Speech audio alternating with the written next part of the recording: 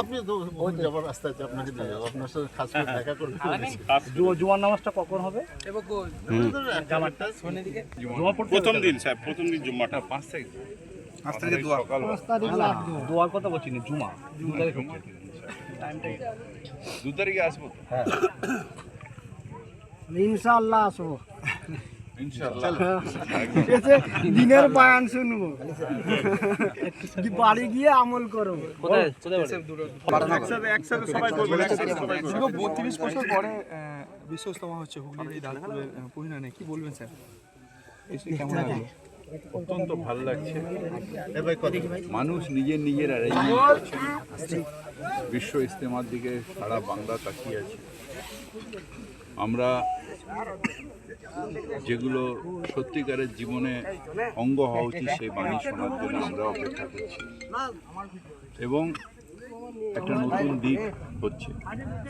92 সালে আমরা খুব অল্প বয়স ছিল, আজকে আমরা প্রথমবার বিশ্ব ইজতেমা দেখব বাংলার মানুষ, এবং আমরা খুবই আগ্রহী এই কারণে। স্যার সামনেই আপনারই একজন সহযোগী কয়েকদিন আগেই কিন্তু সে মুর্শিদাবাদে বাবরি মসজিদ করলো, এটা কি বলবেন? দেখুন, কাউকে এটা কিছু বলা উচিত না, কিন্তু আল্লাহর ঘর তামিল করব, আল্লাহর ঘর তামিল করব আল্লাহকে নিজেকে সমর্পণ করে। আমি নিজেকে আল্লাহকে সমর্পণ করে আল্লাহর ঘর তামিল করব। শুধু একটাই উদ্দেশ্য থাকবে যে জান্নাতে আমি যদি এখানে আল্লাহর ঘর করি, আমাকে জান্নাতে একটা ঘর পাওয়াই পাবো।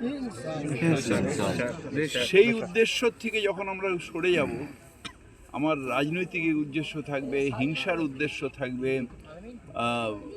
বিদ্রোহের উদ্দেশ্য থাকবে, তাহলে সেই তামিল করা হলো না ভাই। তামিল করতে হবে কোনো ঘৃণার থেকে নয়, কোনো বর্বরতার থেকে নয়, কাউকে জব্দ করার থেকে নয়।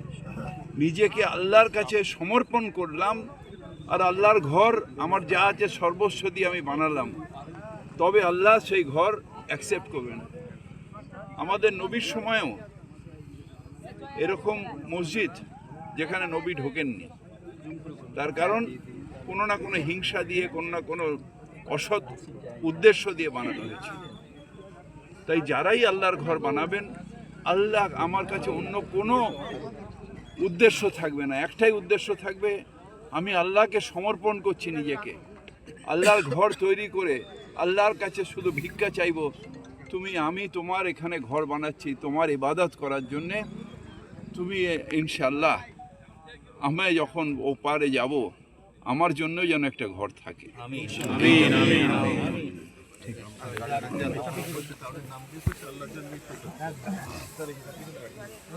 চলো।